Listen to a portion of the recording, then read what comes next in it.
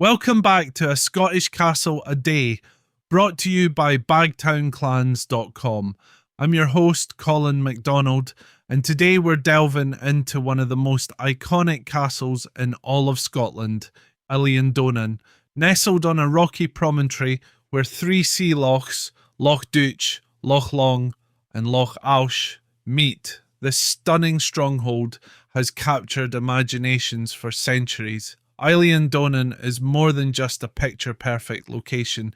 It's a castle steeped in history, legend, and the dramatic power struggles of the Highlands. So let's set the stage and step back in time to uncover the stories behind this legendary fortress.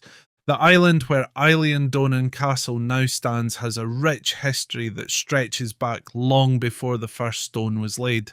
Evidence of an ancient Pictish fort was discovered during excavations, hinting at the strategic importance of this location as far back as the Iron Age. Around 600 AD, the island became the home of Saint Donan, a religious hermit who sought solitude among the rugged landscape. It's from him that Eilean Donan, meaning Island of Donan, takes its name.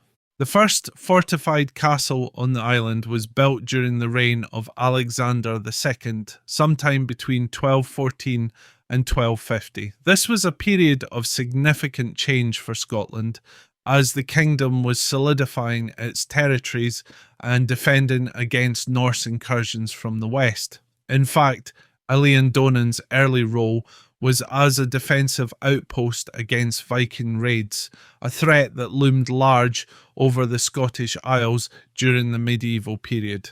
The curtain wall, constructed in the 13th century, enclosed most of the island and created a formidable defence. Eilean Donan's fortunes shifted in 1263 after the Battle of Largs, when Alexander III defeated the forces of the Norwegian king Haakon IV. As a reward for his services in this critical battle, the castle was granted to Colin Fitzgerald, son of the Earl of Desmond and Kildare. Colin's descendants would eventually form Clan MacKenzie, and Eilean Donan would become their most prized stronghold for centuries. One of the most famous legends surrounding the castle involves none other than Robert the Bruce. In the early 14th century, when Bruce was fleeing from English forces, it is said that he found refuge at Eilean Donan, sheltered by John Mackenzie, the second of Kintail. This act of loyalty would later be repaid when Bruce became king, further solidifying the bond between the crown and Clan MacKenzie. By the 16th century, the Macraes had risen to prominence as the loyal bodyguards of the Mackenzie chiefs, earning the nickname Mackenzie's coat of mail. In 1509, they became the castle's constables, cementing their place in the history of Eilean Donan. As political turmoil gripped the Highlands, the Macraes played a critical role in defending the castle and the surrounding lands. Eilean Donan, however, was not immune to the sweeping forces of history. The castle became embroiled in the Jacobite uprisings of the 18th century, which sought to restore the exiled Stuart monarchy to the thrones of England, Scotland, and Ireland.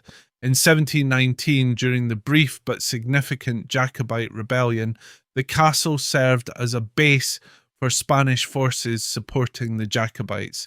This turned out to be a disastrous decision. On May 10th, 1719, three English warships, the Worcester, Enterprise and Flamborough, opened fire on Eilean Donan, bombarding it into submission. A detachment of Royal Navy Marines landed on the island, discovered barrels of gunpowder within the castle, and promptly destroyed the remaining walls. For the next 200 years, the castle lay in ruins, a silent witness to the collapse of Highland resistance. Yet, Eilean Donan's story didn't end there. In 1912, Lieutenant Colonel John McCrae Gilstrap embarked on a labour of love to restore the castle to its former glory. Guided by historical plans and local tradition, and aided by Farquhar McCrae, who had a vision of the castle restored, the work took nearly 20 years to complete. By 1932, Eilean Donan stood once more, not as a ruined relic, but as a magnificent fortress blending medieval authenticity with 20th century craftsmanship. It's this restored version of the castle that has become an enduring symbol of Scotland's cultural heritage, appearing in countless films, postcards, and photographs. Today, Eilean Donan is one of Scotland's most visited and photographed landmarks, drawing hundreds of thousands of visitors each year. The arched stone bridge that connects the island to the mainland, the breathtaking views over the sea lochs, and the castle's towering silhouette against the Highland backdrop combine to make it a truly iconic sight.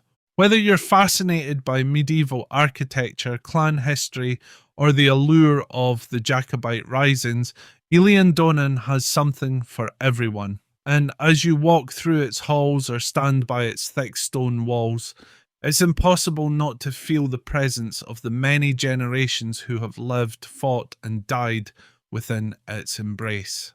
Thank you for joining us on this episode of A Scottish Castle a Day. I hope you've enjoyed our journey through the rich history of Eilean Donan. Be sure to tune in tomorrow as we explore another one of Scotland's captivating castles. I'm Colin MacDonald, and until next time, Slán go fóill.